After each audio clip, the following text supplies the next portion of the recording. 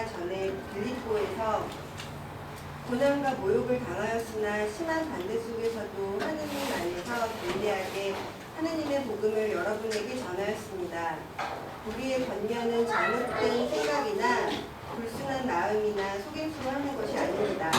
우리는 하나님께서 검정을 받아서 맡은 그대로 복음을 전합니다. 우리가 이렇게 하는 것은 사람의 환심을 사려고 하는 것이 아니라 우리의 마음을 살피시는 하느님을 기쁘게 해드리려고 하는 것입니다. 여러분이 아는 대로 우리는 어느 때든지 아첨하는 말을 한 일이 없고 부실을 꾸며서 탐욕을 부린 일도 없습니다. 이 일은 하느님께서 증언하여 주십니다. 우리는 또한 여러분에게서든 다른 사람에게서든 사람에게서는 영광을 구한 일이 없습니다. 물론 우리는 그리스도의 사도로서 번뇌를 주장할 수도 있었습니다. 그러나 우리는 여러분 가운데서 마치 어머니가 자기 자녀를 돌보듯이 유순하게 처신하였습니다. 우리는 이처럼 여러분을 사모하여 여러분에게 하느님의 복음을 나누어 줄 뿐만 아니라 우리 목숨까지도 기쁘게 내줄 생각이었습니다. 그것은 여러분이 우리에게 사랑을 받는 사람이 되었기 때문입니다. 형제 자매 여러분, 여러분은 우리의 수고와 고생을 기억하고 있을 것입니다. 우리는 여러분 가운데 아무에게도 폐를 끼치지 아니하려고 밤낮으로 일을 하면서 하느님의 복음을 여러분에게 전파하였습니다. 또 신도 여러분을 대할 때에 우리가 얼마나 경건하고 올바르고 흠 잡힐 데가 없이 처신하였는지는 여러분이 증언하고 또 하느님께서도 증언하십니다. 여러분이 아는 바와 같이 아버지가 자기 자녀에게 하듯이 우리는 여러분 하나하나를 대합니다. 우리는 여러분을 권면하고 격려하고 경고합니다마는 그것은 여러분을 부르셔서 당신의 나라와 영광에 이르게 하시는 하느님께 합당하게 살아가게 하려는 것입니다. 거기까지만 하죠. 양이 굉장히 많습니다. 근데 사실 이거는 어떻게 보면 바울 사도의 간증이고 자기 개인의 신앙 고백이라고 얘기할 수 있는 그런 내용인 것 같아요. 그러니까 어떤 면에서는 1차적으로 저나 여러분들하고는 별 와닿는 내용은 아니고요.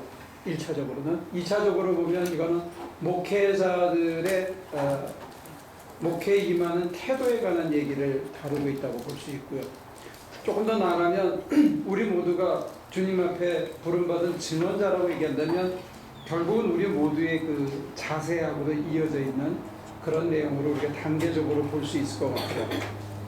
근데 실제로는 이건 바울 선생님 같은 분이니까 이렇게 말씀하실 수 있고 이런 고백이 정말로 아주 담담하고 진솔하지만 힘이 있는 거고 우리 목회자들 입장에서는 과연 내가 주의 종으로서 이런 자세로 목회에 임하고 있느냐 이거를 우리가 좀 반성에 심각하게 물어봐야 되고 세 번째는 여러분들이 그냥 나는 평신도니까 나는 예수 믿고 내가 편안하게 살고 위로받고 교회 가서 잘했다고 위로받고 또 한 주간 살 수 있는 힘을 얻고 그대로 그냥 살라고 그러면 되는데 바울 같은 이런 자세가 도대체 나한테 뭔 소용이 있나 이렇게 오해할 수도 있어요. 그러니까 좁게 보면 바울 선생님만이 할 수 있는 얘기고 조금 더 확장되면 목회자들이 궁극적으로 우리 모든 교인들이 이런 삶의 자세를 가지고 정말 신앙생활을 하고 있는가 이제 그런 질문이 될 수 있는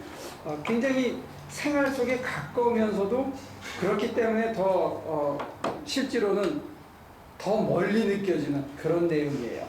그러니까 성경에 아주 좋은 얘기, 그럴싸한 얘기만 있을 때는 아 좋다, 그렇지, 그럼 그렇게 해야지 하는데도 이게 피부에 와닿지 않는데 이런 얘기를 바울이 진솔하게 해놓으면 사실은 저 같은 입장에서도 도망갈 데가 없는 거예요. 도망갈 구석이 없어요. 이렇게 했었다니까.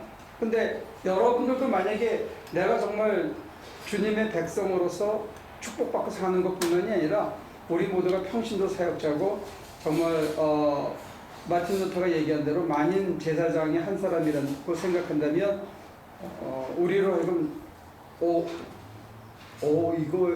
이거 쉽지 않네. 예수 믿는 게 이게 진짜 호락호락한 게 아니네 하는 그런 느낌을 주는 그런 내용들이 담겨 있어요. 그러니까 쭉 한 절 한 절 봐 수도 있고 지금 크게 나누면 대칭 구조가 돼 있어요. 가장 대칭되는 두 개념만 지금 잡아서 보면 바울 사도가 얘기한 첫째, 하나님을 기쁘게.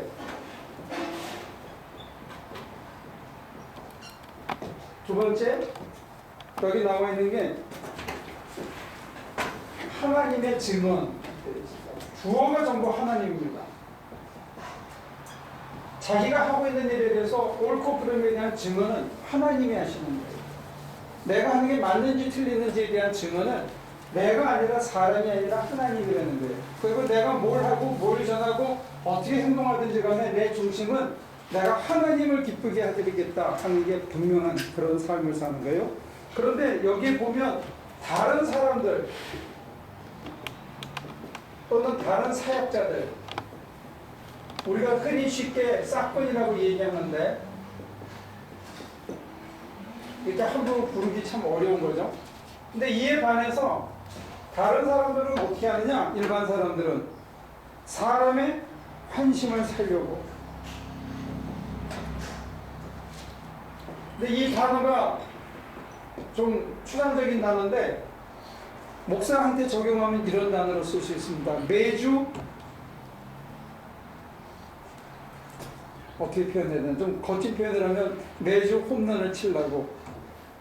조금 더 저속하게 표현하면 매주 교인들이 꺼벅 죽게, 뿅 가게, 은혜 받게, 눈물을 줄줄 흘리게 하려고 이런 단어예요. 굉장히 정선된 단어를 썼지만 목회자들의 유혹과 의도 중에 하나는 뭐냐면 매주 여러분들이 은혜 받아야 되는 거예요. 매주 눈물을 철철 흘리고 매주 회개하고 매주 은혜 받았습니다. 너무 감사해가지고 목사님 정말 우리 목사님은 천상의 소리입니다. 이게 관심이 될 수밖에 없습니다. 설교할 때. 우리 개신교 교육자에게는. 그럼 만약에 천주교 사제 같으면 그 분위기 전체가 사람들을 완전히 압도해가지고 사람들이 거기서 하나님의 은총을 충분히 느끼고 갈 수 있게 하는 그런 예배를 집도하는 것. 이게 사람이 먼저가 됩니다. 그러니까 떠듬거리더라도 하나님을 기쁘게 하느냐 아니면 사람들이 좋다고 해야 되느냐 이제 이 갈등이 있다는 거예요. 그러니까 제가 이걸 저한테 물어봤을 때 정말로 오늘 전하는 얘기가 하나님의 소리냐 아니면 이 소리 하면 교인들이 싫어하지 않을까 아니면 이 소리 하면 사람들이 하고 막 좋아하지 않을까 이거를 막 쥐어짜고 감동을 줄 수 있는 예화의 예화를 막 마련하고 여기에 포커스를 두고 오늘을 준비했느냐 이제 이거예요. 그런 차이가 여기 결정적으로 있다는 거예요. 이걸 여러분들에게 저와 이제 일반 교인들에게 우리가 확장한다면 내가 사는 이유가 뭐냐 이거지. 내 삶의 원동력이나 모티베이션이 뭐냐. 정말로 내 마음의 중심에 내가 하는 모든 일이 하나님이 기뻐하실 거라고 느끼고 살아가느냐 아니면 이게 남편한테 잘 보이려고 아내한테 잘 보이려고 아니면 주위의 사람들에 대한 평판이 먼저냐 남들이 나를 어떻게 보느냐 이게 먼저냐 이게 이제 행동의 가이드라인입니다. 바울이 데살로니가전서. 근데 이 얘기를 딱 깨어놓고 얘기할 수 있는 게 뭐냐면 전제가 뭐냐면 빌립보에서 많은 박해를 받고 얼마나 이게 말이 멋있어요? 요즘 말로 하면 이게 어떻게 표현돼야 돼? 네? 고난? 그렇게 너무 거룩한 단어 쓰지 말고 까이고 좀 거칠다 마음에 드는데 아니 좀 더 정확하게 빌립보에서 많이 까이고 이게 뭐예요? 빌립보에서 어떻게 했다는 거예요? 박살나고 그 다음에 어떻게 됐어요? 쪽팔리고 아니 내가 거친 단어를 준비했는데 평소에 쓰던 단어들이 단어가 어떻게 이 말은 뭐냐면 빌립보 교회에서 쫓겨나서 지금 데살로니가 이 편지를 받는 사람들한테 어떤 모습으로 왔냐면 금의환영 아니면 성공을 거두고 나는 이제 다 버리고 개척하러 간다 이래서 온 게 아니고 그 교회에서 쫓겨나서 이런 일 쫓겨나서 심지어는 돌에 맞아서 개처럼 끌려 나와서 온 거예요. 그러니까 내가 누군지 이 사람들은 잘 알아. 나의 가장 밑바닥의 모습을 잘 아는 사람들이에요. 그 사람들 앞에 했는데 나는 하나님을 기쁘게 하겠다는 그 중심 하나만 가지고 살아왔다는 거예요. 이게 가능하겠냐고요. 우리는 자기 쪽팔리는 모습 안 보이고 싶어 하거든요. 쫓겨나는 목회자가 교회에서 쫓겨난 거예요. 근데 그거를 했는데 나는 자녀를 돌보듯이 아버지가 자식을 돌보듯이 여러분들을 돌보아야 돼요. 여러분들을 손님으로 생각하거나 내게 월급 주는 사람으로 생각하거나 내 명성을 쌓는 어떤 목회의 성공의 제물로 생각하는 게 아니라 내 자식으로 생각하고 됐다는 게 내가 어떤 모습으로 늘 찾아가느냐. 이게 백그라운드가 그거예요. 서로가 과거를 잘 아는 겁니다. 근데 그 과거를 잘 아는데 덮어줄 수 있는 건 뭐냐 이거지. 그의 추악한 어려운 난관을 잘 아는데 그래도 그 사람을 존경할 수 있는 이유는 뭐냐 이거지. 그의 중심이 하나님만 봤다는 거예요. 그게 한결같이 같다는 거예요. 근데 제가 이거를 저한테 적용했을 때 저는 그러느냐 아니더라는 거예요. 저한테는 아직도 하나님을 기쁘고 하나님의 말씀만 전하겠다는 그런 것도 있다면 그 속에 요만큼 좀 그래도 교회가 커야 되지 않겠나 하는 욕심이 아직도 남아있는 거예요. 요만큼. 이걸 버티면서도 저한테는 아직도 그게 있더라고요. 그러니까 바울 선생님 같이 이 얘기를 하는 게 이게 진짜 어려운 얘기라는 게 쉬운 얘기가 아니라는 거예요. 조금 더 모여야 멕시코 가서도 제가 날라 그러면 쫙 날려 사람이 많고 가자 그러면 좀 왕창 가가지고 또 지금 예를 들어서 교회가 하나 지어달라 그러는데 우리가 지금 돈이 없어서 시작을 못하고 있거든. 혼자 기도만 하고 있단 말이야. 근데 교회가 만약에 저기 뭐 무슨 온나라 교회인가? 그 정도 돼가지고 돈이 되면 가자 그러면 한 1, 2만 불 정도는 쉽게 가서 지어줄 수 있을 거 아니에요. 근데 우리는 지금 몇 주째 기도만 하고 있거든. 그런 마음에서 좀 커졌으면 하는 그게 있더라는 거예요. 근데 안 주실 때는 안 주시는 이유가 있다는 거죠. 그걸 내가 받아들이기까지 피로해지기까지 이게 사실은 성경 공부 자체는 쉬운데 이렇게 살아낸다는 거는 이건 또 하나의 과제인 거예요. 남의 얘기는 멋있어 보이는데 이건 나한테 적용한다 그러면 사실은 그게 그렇게 넉넉하지 않아요. 근데 여러분들이 만약에 아파트에서 쫓겨나서 이렇게 단어를 바꿔봐요. 살던 집에서 쫓겨나서 제때 돈을 못 내서 그런데 내 마음속에 사람들이 나를 어떻게 볼까 하는 것보다 하나님이 이게 먼저 보이냐 이거예요. 여러분 자신 있어요? 응? 진짜 쉬운 얘기가 아니에요. 이렇게 그냥 글에 쓰여 있으니까 우리가 쉽게 얘기하지만 우리가 입장을 바꿔서 내가 저처지에 들어가면 이게 눈물이나 이게 없이는 이게 참 하기 어려운 얘기를 이 양반은 아주 진솔하게 평이한 단어로 차곡차곡 한 칸씩 얘기하고 있다. 이게 진짜 성경의 위대함이고 신앙으로 모든 인생의 위기를 극복한 사람들의 그 말이 갖고 있는 힘의 힘, 이 생명의 능력이 있거든요. 그래서 만약에 나도 이게 내 것이 된다면, 나도 이렇게 할 수 있는 날이 온다면 바울이 뭔가 담고 있는 그게 우리 속에도 담긴다는 거죠. 그게 담기기 때문에 이런 얘기를 할 수가 있는 거예요. 그러니까 사람의 환심이 아니라 사람들이 나를 좋다고 보는 그게 나는 안 느껴지고 그렇기 때문에 나는 속인 적도 없고 설탕을 바른 적도 없고 궤변을 바른 적도 없고 그저 하나님이 뭘 기뻐하시는지 하나님의 말씀만 전하려고 길을 썼고 그리고 내가 그렇게 살아왔다는 것을 누가 안다? 하나님이 아십니다. 하나님. 힘없고 빽없는 사람들이 거의 악하고 힘센 사람 만나면 늘 하는 얘기가 있잖아요. 하늘이 무섭지도 않냐. 하늘이 안다. 근데 진짜 바울은 하늘이 자기를 증언해 줄 거래요. 하늘이 증언해 주면 뭐가 필요가 없습니까? 사람의 영광이 필요가 없습니다.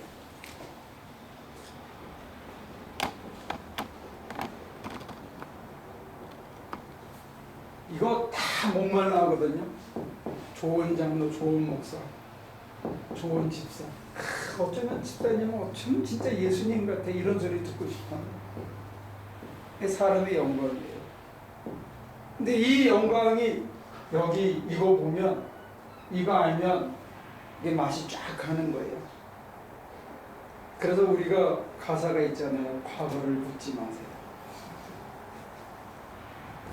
과거를 하면 이게 쭉 떨어지거든.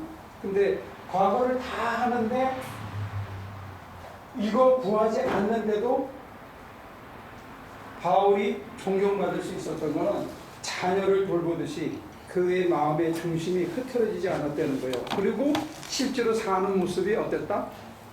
8절부터 다시 봅니다.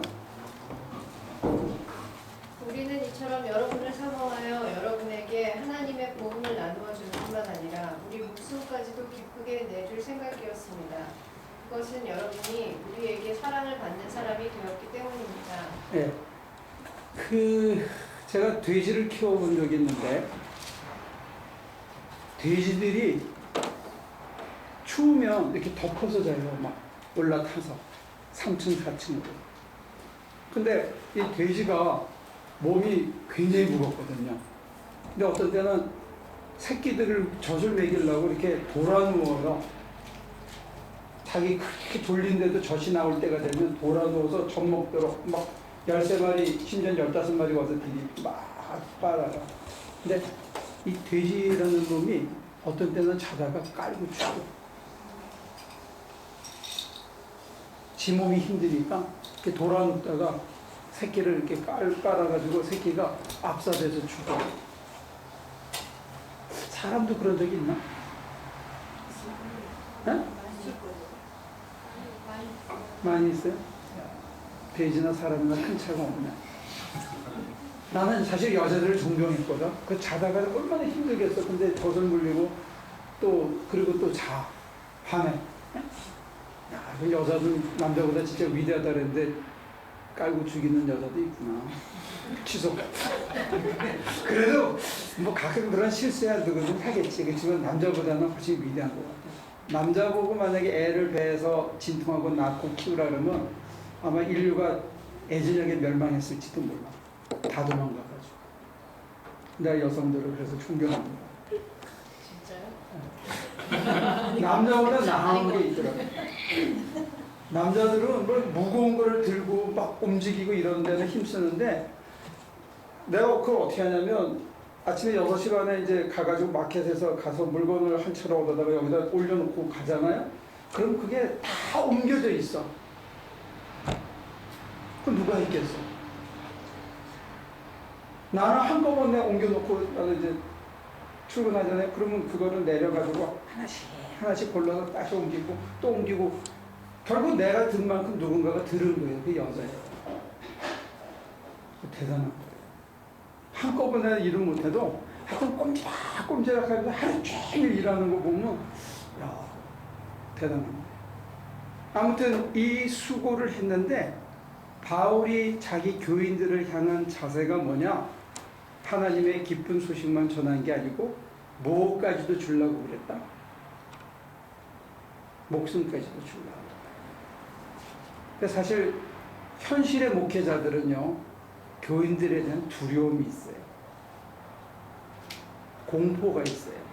목회자들끼리만 할 수 있는 얘기이기도 한데, 목회자들이 갖고 있는 두려움이 뭐냐면 언제든지 떠나갈 수 있다는 거고, 언제든지 등을 돌리고 원수처럼 될 수 있다는 거예요. 이게 사랑의 대상인데 미움의 대상이 되는 거예요. 그걸 억지로 참아야 되는 거예요. 목사이기 때문에. 이제 이게 목회가 아닌 거야, 그때부터는. 바울이 생각하는 목회는 자녀를 돌보듯이 자기 목숨을 내주는 게 이게 목회인데, 오늘날의 현실의 목회에서는 교인들이 오는 게 반갑지가 않다는 사람이 있어요. 왜? 정주면 떠나니까. 그게 너무 힘들다는 거예요. 이별에 대한 준비가. 그러고는 사랑했는데 막 쫓아다니면서 뭐 이삿짐 날라주고 개 봐주면서 공항 데려다주고 별걸 다 했는데 돌아서서 나갈 때는 제일 더러운 소리를 입에 담고 나갈 수 있다는 거예요. 그러니까 목회자들한테 교인들은 공포가 있는 거예요. 여러분들이 사랑의 대상이면서 동시에 두려움의 대상이에요. 그러니까 굉장히 가까이 다가가면서도 사실은 언제 또 배신을 당하나 하는 이 두려움이 있어요. 그래서 심지어는 어떤 목사님들 중에는 골프를 참 좋아해요. 킥복싱하고. 그리고 골프까지 좋아한대. 그 정도 되면 이게 이제 맛이 강해요. 서로 목회가 아니고 비즈니스 같은 게. 근데 이게 오늘 저를 포함한 목사들의 현 주소라는 거예요. 그러니까 여러분들도 사실은 목사에게 부모의 가슴을 기대하는 게 아니라 여러분들의 귀를 달콤하게 해주는, 그리고 마음에 감동을 주고 위로를 주는 그냥 그 퍼포먼스를 기대하는 거죠. 어떤 목사가 설교 잘한다, 여기에 관심이 더 클 수밖에 없는 거예요. 왜냐면 여러분들 자신도 부모라고 생각을 안 하니까. 이게 이제 그런 의미의 데살로니가 교회에 주고받았던 복음의 본질이라든지 어떤 목회의 본질 같은 게 이게 흐트러진 게 오늘 2000년이 지나서. 그러니까 우리는 모두가 피해자예요. 그런 의미에서. 왜? 본질을 떠났기 때문에. 교인들은 기댈 데가 없는 거고, 목회자는 마음을 못 주는 거예요. 그래서 제가 여러분들 오더라도 별로 안 반기는 거에 대해서 이해해 주세요.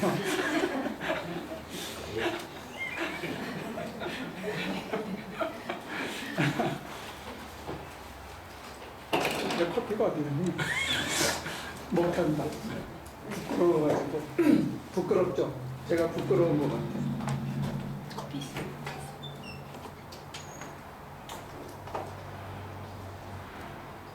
그러니까 바울 선생님처럼 이런 진솔한 얘기를 할 수 있다는 거는 이거는 참 대단한 자신감입니다. 내가 이렇게 한다라는 걸 진솔하게 얘기할 수 있는 거는 사실은 굉장한 자신감이고, 거기에 비춰서 스스로를 돌아본다고 했을 때 정말로 우리 마음속에 이런 마음이 있는가. 근데 사실은 어떤 때는요, 자기 자식보다 교인이 더 이뻐요. 여러분들 이런 얘기하면 좀 이게 감이 잘 안 오겠지만 그런 마음은 하나님께서 주셔요. 주시는데 사실은 이 관계라는 게 특히 이민사회에서는 너무나 쉽게 깨지는 관계예요. 언제든지 여러분들이 떠날 수 있는 옵션이 있고, 그 옵션을 써가지고 때로는 목사에게 뭘 요구하냐면 사람의 환심을 살 수 있는 단어를 원해요. 여러분의 뜻에 제가 맞춰주기를 원해요. 심지어는 목사님 목회 방향을 이렇게 안 바꾸면 전 나갑니다. 이런 얘기를 하는 사람에서부터 목사님의 설교가 너무 마음을 아프게 합니다 하는 가벼운 추정에 이르기까지 다양한 요구를 할 때가 있습니다. 그리고 이제 가장 쉽게 버티는 게 뭐냐? 안 나와요. 안 나와가지고 어떻게 하려는 거야? 찾아오려는 거지. 찾아와서 어떻게 하려는 거야? 자기 뜻에 맞추려는 거야. 이게 이제 가장 힘든 거예요. 목회, 현실 목회에서. 근데 이제 그때 제가 한 5, 6년 전까지만 굉장히 힘들었어요, 그게. 근데 지금 많이 편해진 게 뭐냐면, 첫째는 나태해진 거고, 두 번째는 하나님께서 주신 마음이 뭐냐면, 네가 하는 게 아니고 내가 하는 거. 이 성경책에는 없는데 이 행간에 저한테 주신, 저한테만의 그거는, 제가 이제 사람들의 그 흐름에 이렇게 출렁거리니까 하나님께서 저한테 주신 교훈이 뭐냐면, 목회는 네가 하는 게 아니고 내가 하는 거예요. 목회 주인이 가만히 있는데 네가 설칠 이유가 없다는 거죠. 그게 저를 굉장히 편하게 해주고 사실은 나태하게 해주고 그런 것도 있어요. 그리고 다시 초점을 다시 하나님이 기뻐하시는 말이 뭔가, 하나님이 기뻐하시는 목회가, 선교가 뭔가, 여기에 대해서 다시 포커스를 맞출 수 있게 도와주신 거예요. 만약에 이걸 하나님이 하신다는 100%의 신뢰가 없으면 제가 굉장히 바꿀 거예요. 여러분들 찾아다니면. 그리고 여러 가지 프로그램을 하느라고 정신없이 머리가 복잡할지도 모릅니다. 왜냐하면 목사들 사회에서 이런 얘기 했거든요. 자꾸 프로그램에서 교인들의 정신을 빼내야 딴 교회를 안 간다.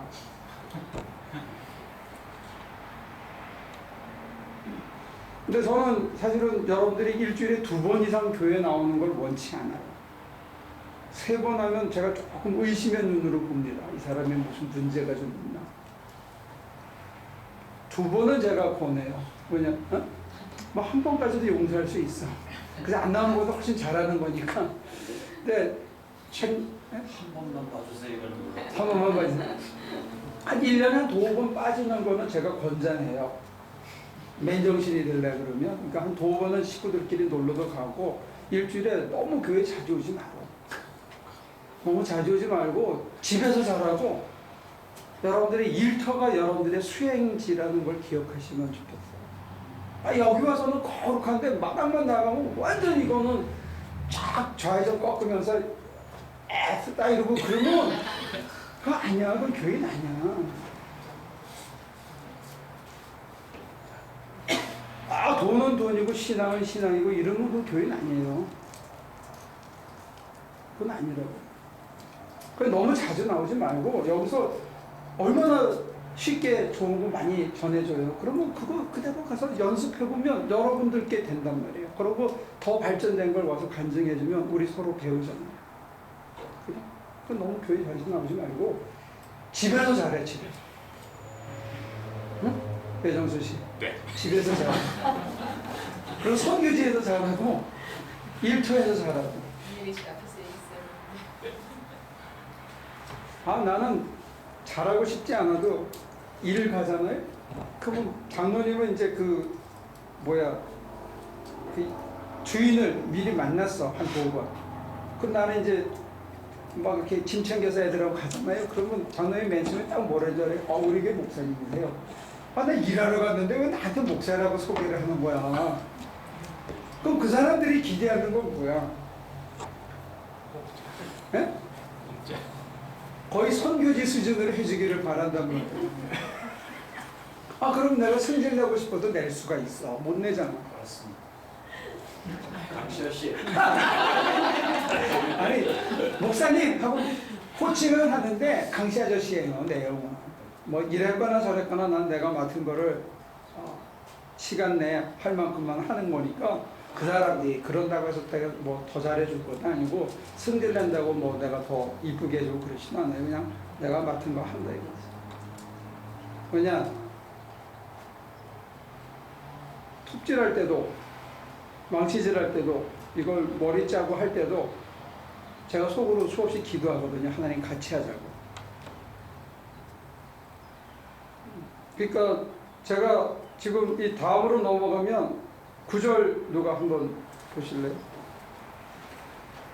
형제자매 여러분, 여러분은 우리의 수고와 고생을 기억하고 있을 것입니다. 우리는 여러분 가운데 아무에게도 폐를 끼치지 아니하려고 밤낮으로 일을 하면서 하나님의 복음을 여러분에게 전파하였습니다.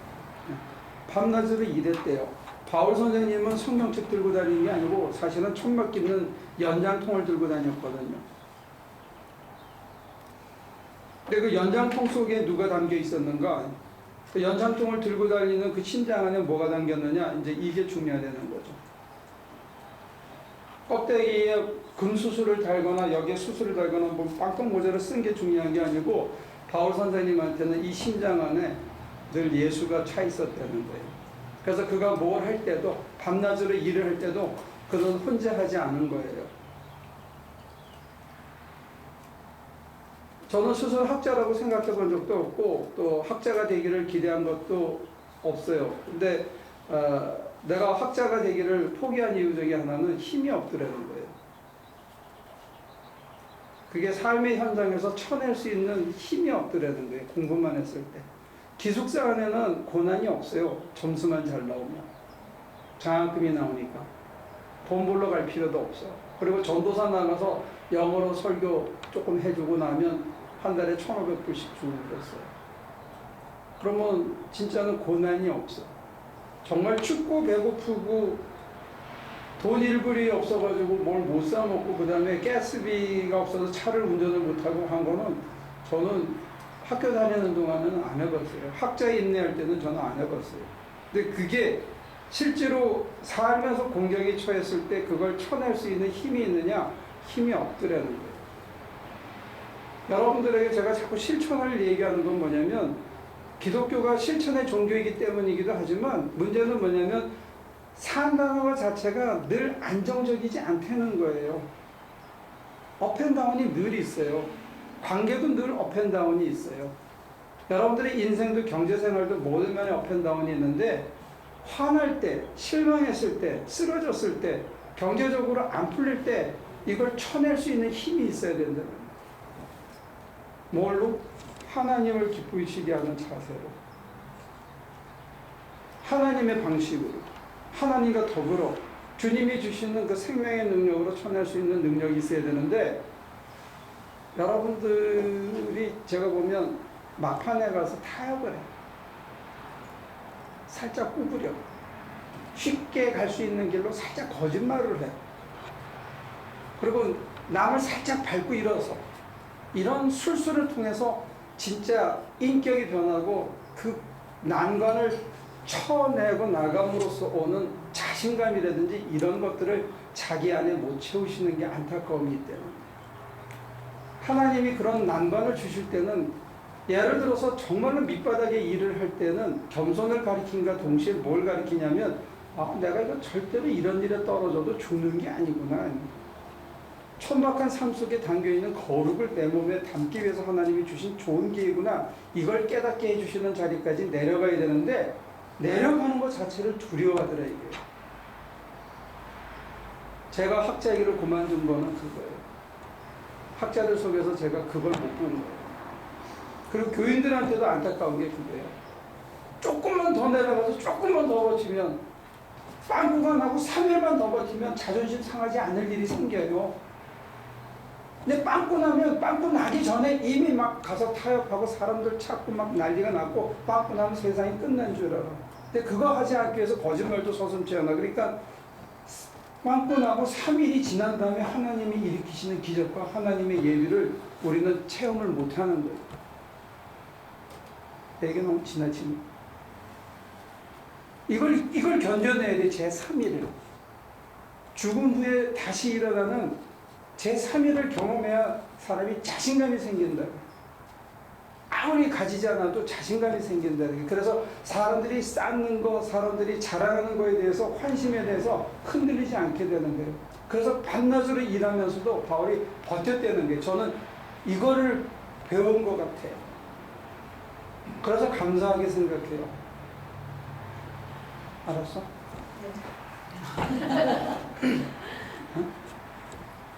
이거는 책에 안 나오더라고. 도서관에 없더라고. 내가 사실 한 5개월 만에 논문을 썼는데, 제출했는데, 다 써서 제출해서 통과된 게 퀄리파이 끝나고 5개월 만에 내가 논문을 패스했다고.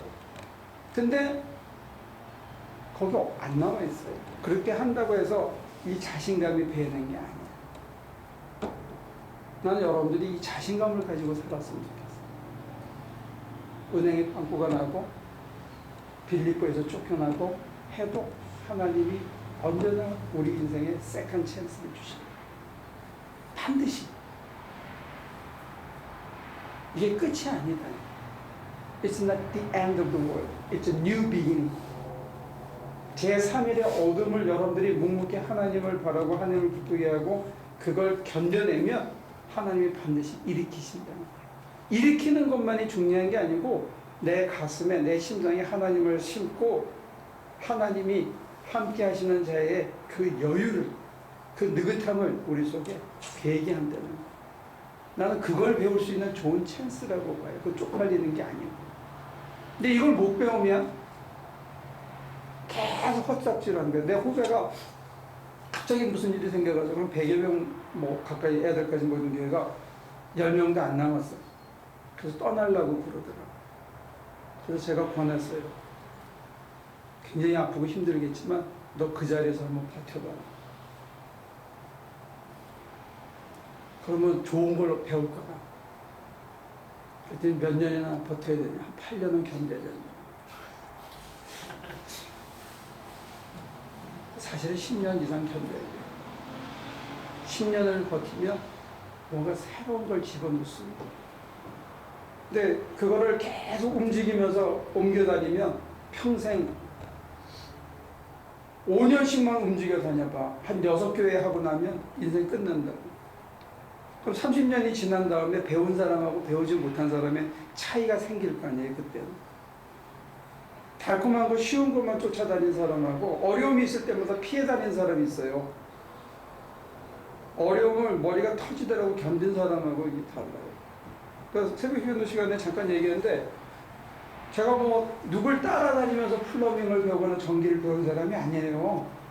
그리고 제가 다니는 학교에서 대학교 때 제가 그런 거 거의 우리 산업공학과는 그런 거 해본 적이 없어요. 건축이나 이렇게 줄이나 좀 그어봐야지. 근데 언제 배웠느냐? 사실은 기술자한테 배울 것 같지만 그게 아니고 인스펙터한테 배우고 인스펙터들은 귀신이야 귀신.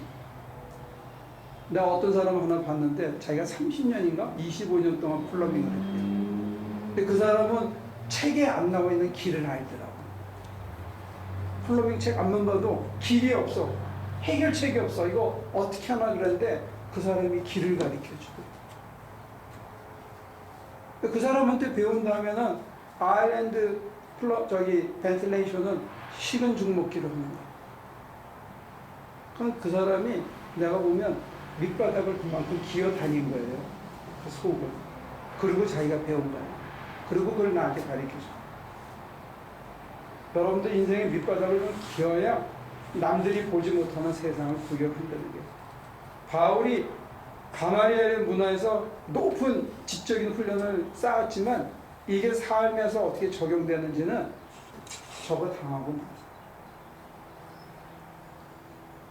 밤낮으로 천막 깃다가 보면 저도요 여기도 나갔고 손가락 2개 못 쓰고요 한 10년 노동치고 멕시코 집질 한 15년 다녔더니 이게 온몸이 부상덩어리야.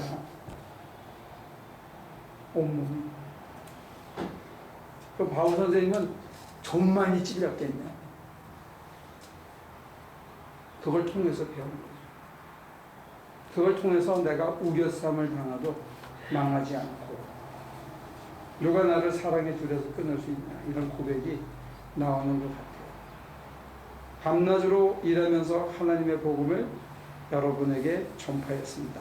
또 신도 여러분을 대할 때마다 우리가 얼마나 경건하고 올바르고 흠잡힐 데가 없이 처신하였는지를 여러분이 증언하고 또 하나님께서도 증언하십니다. 저는 여기는 아직 전혀 못 간 것 같아요. 10절은. 이거는 정말 대단한 고백입니다. 우리가 얼마나 경건하고 사람들이 같이 힘들면 늘어지고 싶잖아요. 좀 쉬운 말로 땡땡이도 치고 싶고 자기는 좀 편하고 싶고 근데 그거를 어떻게 무슨 힘으로 이렇게 끝까지 버텨냈겠는가. 제가 볼 때는 그 앞에서 욕심이 없어서 인간적인 욕심이 내려졌기 때문에 이게 가능하지 않았나 생각이 들어요. 자, 11절, 12절 누가 맞아 읽죠? 여러분이 아는 바와 같이 아버지가 자기 자녀에게 하듯이 우리는 여러분 하나하나를 대합니다. 우리는 여러분을 권면하고 격려하고 경고합니다마는 그것은 여러분을 부르셔서 당신의 나라와 영광에 이르게 하시는 하나님께 합당하게 살아가게 하려는 것입니다. 목회가 하는 일이 권면, 격려, 경고입니다. 여러분들은 격려해 주기 바라죠. 격려. 권면은 잔소리로 들리고 격려, 특히 어떤 격려, 말도 안 되는 욕심덩어리 결정을 했더라도 잘하셨어요. 100배가 될 줄로 믿습니다. 이런 얘기 해주기를 바라는데 목회는 그 격려뿐만이 아니라 권면이라는 게 있다는 게 어떤 게 바른 길인지 그 다음에 경고가 있습니다. 너 그렇게 하면 망한다. 너 그렇게 하면 혼난다. 이게 경고예요. 친구지간의 진정한 사랑에는 이 3가지 측면이 다 있어야 될 것 같아요. 근데 우리가 상대방한테 기대하는 것도 격려고 우리도 그냥 정치적인 언어로 격려하고 말지. 여러분들이 자식한테는 그럽니까? 반드시 경고해요. 어린아이한테는. 네? 경고만 해요. 그럼 격려도 좀 해야지. 권면을 하려면 자기가 자신이 있어야 돼. 삶에 대한. 근데 요만한 놈도 내가 얼마 전에 며칠 전에 가서 밥을 같이 먹었는데 조그만 놈이 뭘 하고 어쩌고저쩌고 막 그러더라고. 그래서 노 그랬더니 그냥 갑자기 눈밑이 시뻘개지더니 뚝뚝뚝 흘리면서 지엄 아프며 가서 퍽 앉더라고. 야, 그러니까 요만한 놈도 이 경고나 권면을 싫어하나. 기억이 오래돼가지고 이걸 잊어버리고 있다가 조그만 놈도 그거 싫어하대. 노 그랬거든요. 말도 많이 안 했어. 그냥 노 그랬는데 그냥 가서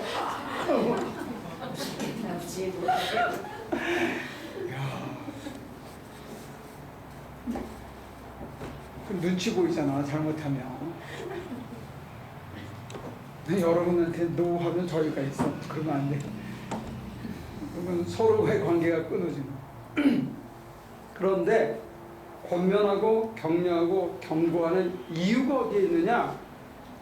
이게 이제 중요한 목표인데, 하나님의 나라와 하나님의 영광에 이르게 하시는, 하나님께 합당하게 살아가게 하는. 그래서 일주일에 2번만 나오려는 게 교회들. 3번까지 나오지 마요. 살아가는 게 더 중요하다는 거예요. 그 살아가는 삶의 중심이 뭐냐? 하나님의 의와 하나님의 영광을 먼저 구하는 사람. 하나님이 결코 우리를 실망시키지 않는 거예요. 내가 원하는 영광과 내가 구하는 나라가 설령 이루어지지 않을지 몰라도 하나님께서 실망시키지 않는 나라, 그 나라에 살아갈 때 하나님이 개런티하는 게 하나 있다고 봐요.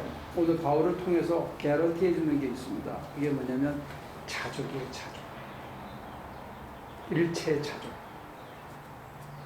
어떤 상황, 어떤 삶의 자리에서도 자기 사는 게 좋은,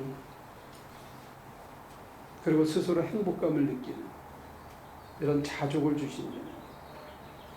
그거를 불교에서는 뭐라 하냐면 헬탈이라고 해서 해탈.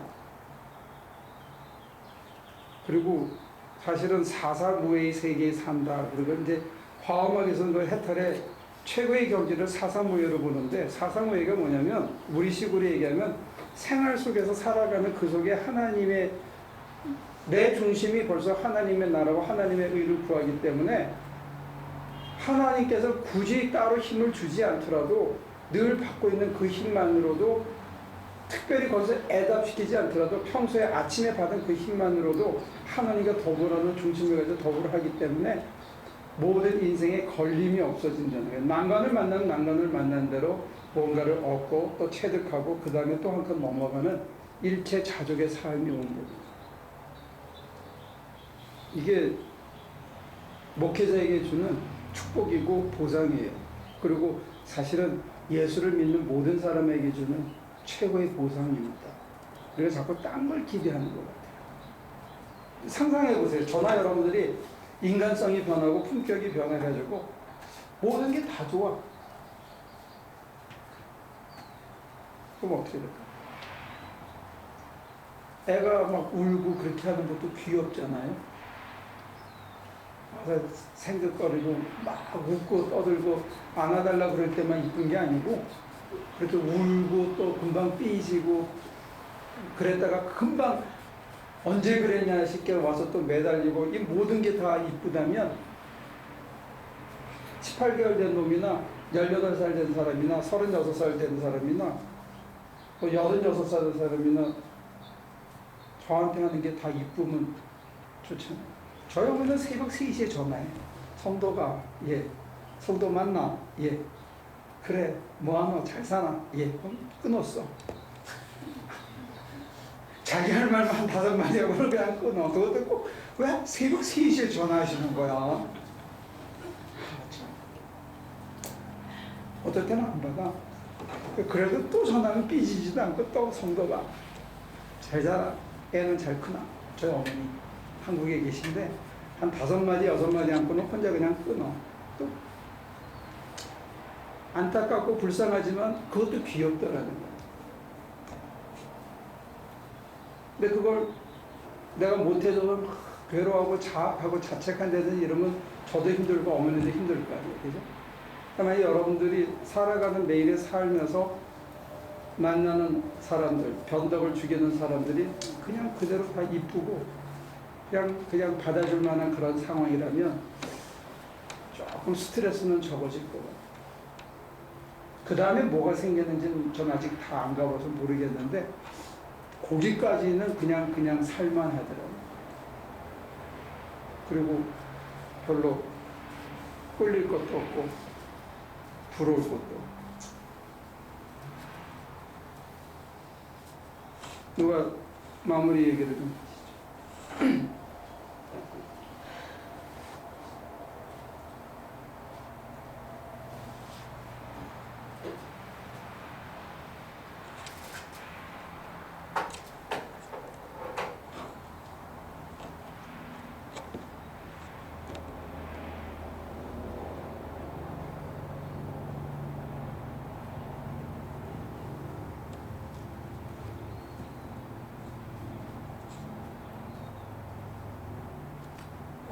그러면 제가 끝에 얘기하는 거죠.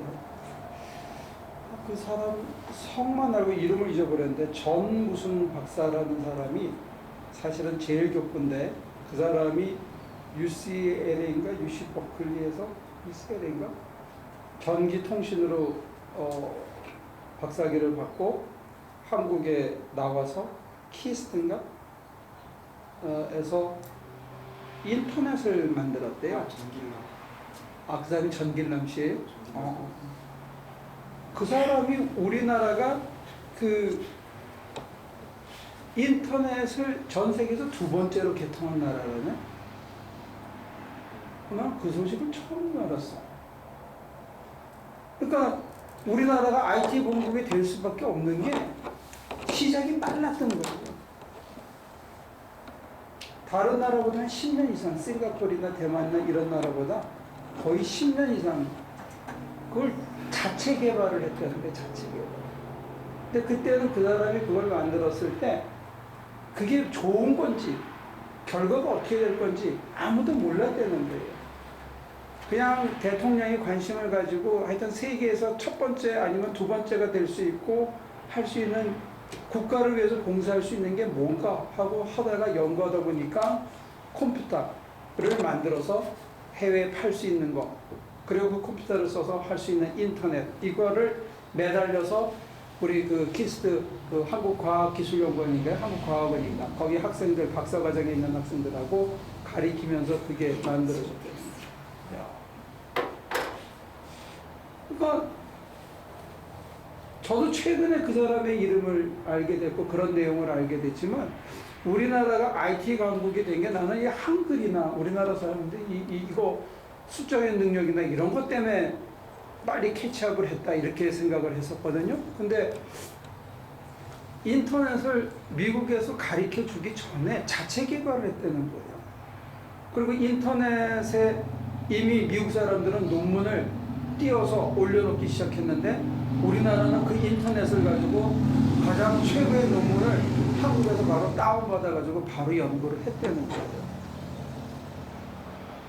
한 사람의 힘이 무섭고 놀랍잖아요. 30년 전에 얘기. 이광규 씨가 이름을 알아서 정말 고마운데 나는 그 이름도 잊어버렸어요. 어떻게 아세요? 수업 들었어요. 그 사람한테? 네, 어디서? 테스트에서. 그래요? 네, 전산과 교수. 근데 그 양반이 재밌는 게 한 가지가 더 있는데 공부하는 학생들한테 등산을 하고 운동을 강조했다는 거예요. 그 이유가 뭐냐면 연구는 결과를 모르고 덤비는 일인데 근데 체력이 안 받쳐주면 그걸 못 앉아 있다는 거예요. 그래서 체력이 돼야 그걸 버텨낸다는 거예요. 그게 굉장히 통찰력이에요. 힘이 받쳐줘야 되는 거예요. 그리고 언제 결과가 나올지 모르는 일에 매달려 있거든. 그러면 끈기가 있어야 되는 거예요. 당장의 보상이 없더라도. 근데 그 길을 한결같이 갔었다는 거예요. 다행히 그 사람은 열매가 있은 거예요. 그치? 그리고 뭐 여러 가지 얘기를 했는데 내가 그 중에서 두 가지만 지금 픽업해서 얘기하는 게 한 사람이 그렇게 헌신해서 30년을 외길을 가가지고 우리나라가 IT 강국이 되는 초석이 그 사람에게서 시작됐었다. 그리고 그 사람은 체력을 강조했다는 거예요. 저는 여러분들에게 체력을 가지고 실천을 강조해요. 해보라는 게 자기가. 안 해보면 이거 헛방이에요. 그리고 두 번째는 우리가 하고 있는 이런 짓이 정말로 이 시대의 이 대부분의 교회가 하는 거하고 안 맞을 수도 있고 우리가 그냥 이름도 없이 빛도 없이 사라질 수도 있어요. 저는 그거는 뭐 어쩔 수 없겠죠. 그러나 중요한 거는 여기 하나 기쁠 때 하나님을 기쁘게 이거 하나는 가지고 한 30년을 해보자는 거예요. 그러면 어떤 결과가 나올지 그건 우리가 예측하기 어렵죠. 그러나 열정을 가지고 우리에게 맡겨진 거를 여러분들이 여러분들의 삶의 자리에서 한번 최선을 다해봤으면 좋겠어요. 그리고 나는 이게 맞다고 믿어요.